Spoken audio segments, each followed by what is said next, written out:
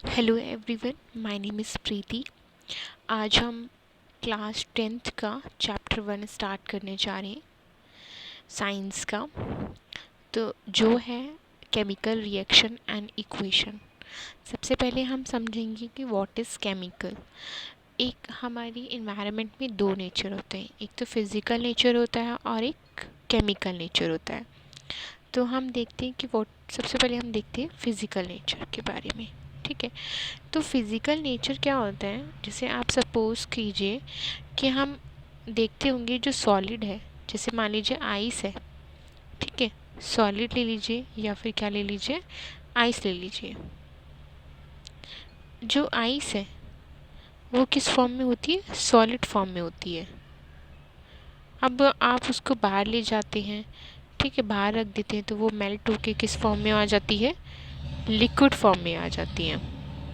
ठीक है, किस फॉर्म में आ जाती है, लिक्विड फॉर्म में आ जाती है। It means water. ठीक है, वाटर में आ जाती है, वो लिक्विड फॉर्म में आ जाती है। तो इससे यही पता लगा। अब आप क्या करेंगे, ये रिवर्सिबल प्रोसेस भी हो सकता है।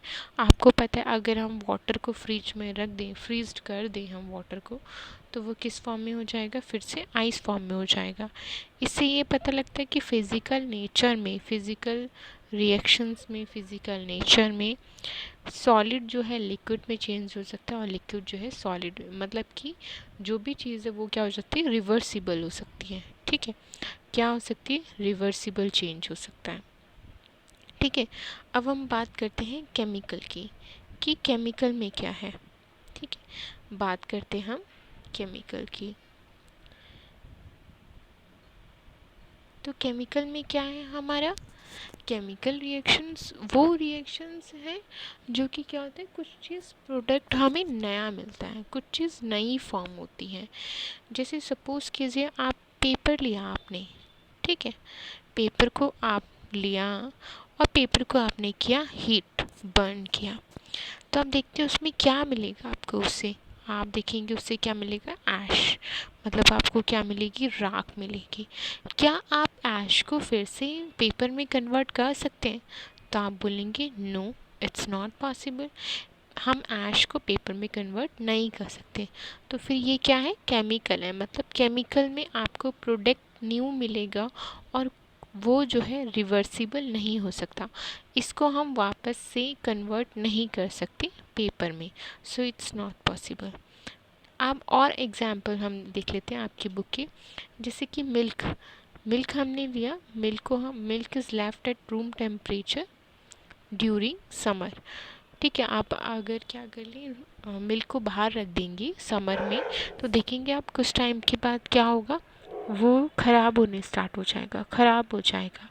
ठीक है, ख़राब है, बिटर चेंज हो जाएगा उसमें। क्या ऐसा हो सकता है कि आप फिर उसे कन्वर्ट कर दें मिल्क में, प्योर फॉर्म में, तो आप बोलेंगे नहीं, it's not possible.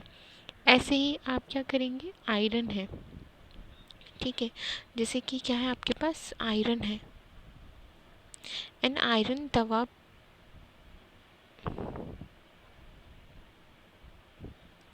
Food is cooked, आप फूड को जैसे कुक करेंगे, क्या इट्स पॉसिबल क्या रिटर्न फॉर्म में हो जाए, बोलेंगे आप नहीं, it's not possible. Food gets digested in our body, क्या हमारी बॉडी में जो फूड डाइजेस्ट हो गया फिर से उसी फॉर्म में आ सकता है जिस फॉर्म में हमने स्टार्ट किया था उसको ईट करना। वी रेस्पायर, हम इनहेल करते हैं, एक्सहेल करते हैं, क्या हम फिर से उसी फॉर्म में जो हमने इनहेल करे वापस हम कुछ कर सकते हैं उसका, तो आप बोलेंगे नहीं। ठीक है, अब हम एक और आपकी बुक का एग्जाम्पल ले लेते हैं, जैसे कि ये है, ये हमारे पास बर्नर है। ठीक है, ये हमारे पास क्या है, बर्नर है, टोंग है, और हम किसको बर्न करें, मैग्नीशियम रिबन को बर्न करें, और ये हमारे पास वॉच ग्लास है। ठीक है, हमने जब बर्न किया मैग्नीशियम रिबन को, तो वो किस फॉर्म में आ रहा है, हमारी वॉच ग्लास में एक पाउडरी फॉर्म में आ रहा है, और वो क्या बन रहा है, मैग्नीशियम ऑक्साइड बन रहा है। तो आपके माइंड में ये आएगा कि ये ऐसे कैसे पॉसिबल हो गया, कि हम तो मैग्नीशियम रिबन को बर्न कर रहे थे, मैग्नीशियम ऑक्साइड कहाँ से आ गया। तो हम ये देखते हैं कि जब हमारे इन्वायरमेंट में ऑक्सीजन प्रेजेंट है, एयर में, इन्वायरमेंट में क्या प्रेजेंट है, ऑक्सीजन प्रेजेंट है, जब मैग्नीशियम ने एयर से ऑक्सीजन ली, दोनों ने रिएक्शन कराया और हमारा क्या बन गया, मैग्नीशियम ऑक्साइड बन गया। इसमें क्या लिखा है, burning of A magnesium ribbon in air and collection of magnesium oxide in a watch glass. ठीक है, और इसमें ये भी लिखा है कि वे रिबन बर्न्स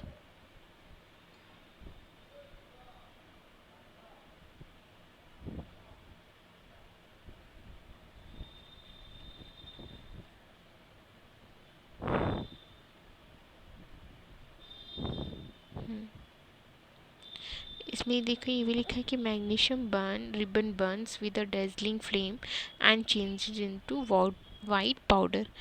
क्या किस में चेंज हो गया, वाइट पाउडर को। इज़ इट पॉसिबल कि आप वाइट पाउडर को फिर से मैग्नीशियम रिबन में फॉर्म कर दें, तो नो। और ये मैग्नीशियम रिबन कैसे हुआ,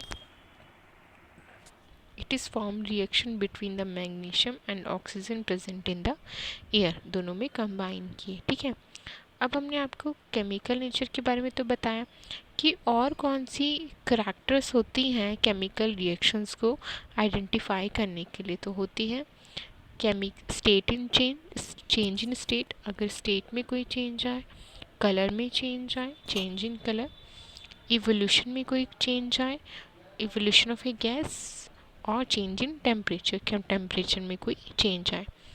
अब हम बात करते हैं केमिकल इक्वेशन के बारे में।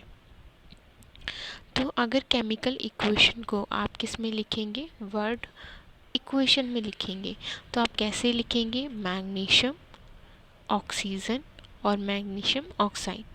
जो हमारा लेफ्ट हैंड साइड में होता है, लेफ्ट हैंड साइड में क्या होता है, रिएक्टेंट, और जो आपका राइट हैंड साइड में होता है वो हमारा क्या होता है, प्रोडक्ट होता है।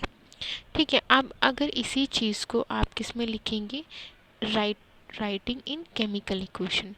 केमिकल इक्वेशन में आप कैसे लिखेंगे, सबसे बड़ी बात, आपको इसे स्टार्ट करने से पहले आपको सारे सिंबल्स याद हो जाने चाहिए, क्योंकि आपके एग्ज़ाम्स में वर्ड इक्वेशन की फॉर्म में भी आता है कि वर्ड इक्वेशन को केमिकल में चेंज करो, केमिकल इक्वेशन में सिंबल्स में लिखो, और ये भी आता है कि इसको फिर से आप वर्ड इक्वेशन में लिखो। ठीक है, तो मैग्नीशियम का जो सिंबल होता है वो Mg होता है, ऑक्सीजन जो है O2 के प्रेजेंट में होता है, और इसको आप रिएक्ट कराएंगे तो हमारा प्रोडक्ट क्या बनेगा, MgO2, मैग्नीशियम ऑक्साइड। ठीक है, अब हम इक्वेशन को बैलेंस करते हैं। Balanced chemical equation, balance chemical equation का मतलब है कि जो भी आपकी वैल्यू है वो राइट हैंड साइड में भी लेफ्ट हैंड साइड में भी वही है होनी चाहिए, और राइट हैंड साइड में भी वही होनी चाहिए, दोनों,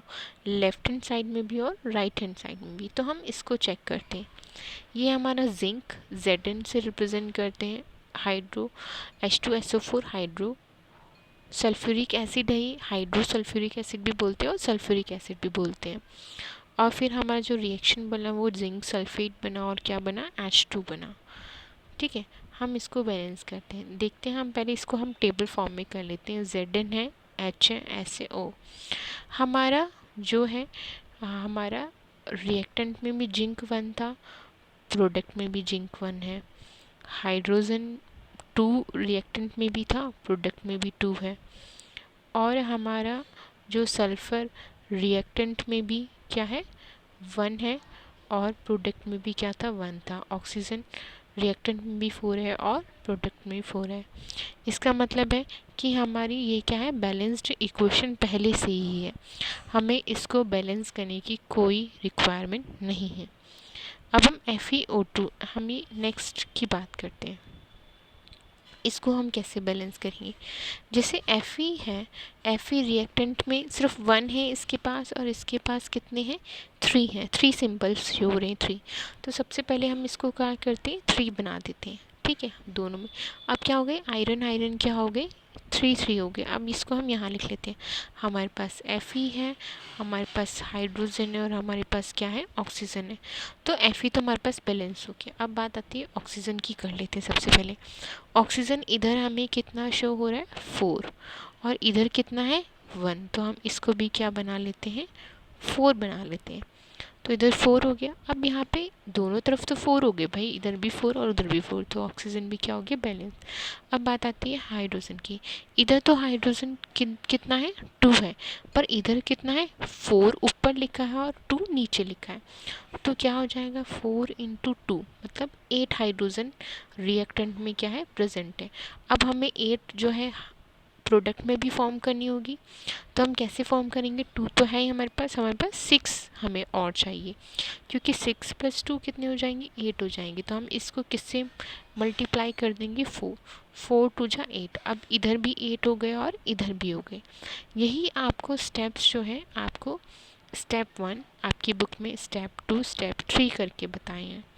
ठीक है, तो स्टेप 1 क्या है, वही मैंने आपको बताया कि टेबल फॉर्म में लिख लीजिए आप। आपकी रिक्वायरमेंट है, आप कैसे लिखना चाहते हैं, आप ऐसे बनाना चाहते हैं ऐसे करिए डायरेक्ट फॉर्म में, या टेबल फॉर्म में बनाना चाहते हैं तो टेबल फॉर्म में करने चाहिए। ठीक है, अब हम आपको एक और एग्जांपल बता देते हैं, ठीक है, जिससे आपको और भी माइंड में क्लियर हो जाएगा। ये देखिए, ये 3FeO 4H2O Fe3O4 और 4H2O। ठीक है, तो हमारा इधर भी हाइड्रोजन कितना हो गया, 8 हो गया, और उधर भी हमारा हाइड्रोजन कितना हो गया, 8 हो गया। तो अब हम एक और एग्जांपल, सपोज करिए ये CO2 है, 2H2O और क्या बना हमारा CH3OH। इसमें देखते हैं कि क्या ये इक्वल है। ठीक है, तो देखिए इधर C क्या है, 1 है, इधर भी C, रिएक्टेंट में भी C, कार्बन की वैल्यू 1 है, प्रोडक्ट में भी 1 है, हाइड्रोजन की इधर कितनी है, 4 है। जब 2 ऊपर और 2 नीचे लिखे आते हैं तो आपको मल्टीप्लाई करना है, तो 2 2 जो 4, और इधर क्या है, इधर भी 3 है और इधर भी 4 है, 3 इसका और ये 1 एक और, तो इधर भी 4 है हाइड्रोजन। तो हाइड्रोजन तो कंप्लीट है, कार्बन भी कंप्लीट है, और ऑक्सीजन को चेक कर लेते हैं। ऑक्सीजन की इधर कितनी है, 1 है, सिंबल कुछ नहीं है, 1 है, और इधर भी क्या है, 1 है हमारे पास, ये रहा। ठीक है, तो इधर भी एक भी ऑक्सीजन भी क्या है हमारा, कंप्लीट है, मतलब ये क्या है, इक्वेशन बैलेंस्ड है। ठीक है, अब हमने जो आपको बताया है आप ये ट्राई करना, और फिर मैं नेक्स्ट वीडियोस में इसकी आपको एक और वीडियो शेयर करूँगी, और हम पार्ट 2 स्टार्ट करेंगे। ठीक है, तो thank you so much for hearing me.